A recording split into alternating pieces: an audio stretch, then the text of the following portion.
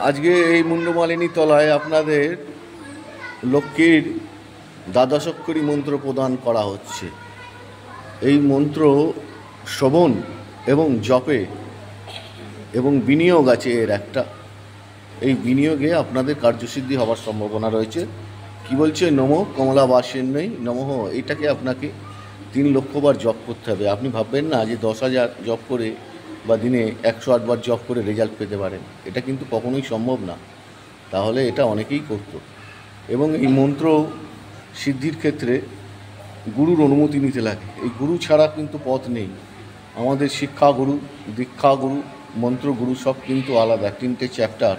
শিক্ষাগুরু যে কেউ হতে পারে, মন্ত্রগুরু, দীক্ষাগুরু এগুলো কিন্তু আলাদা। অতএব যাই করবেন গুরু অনুমতি ছাড়া কিছু করবেন না।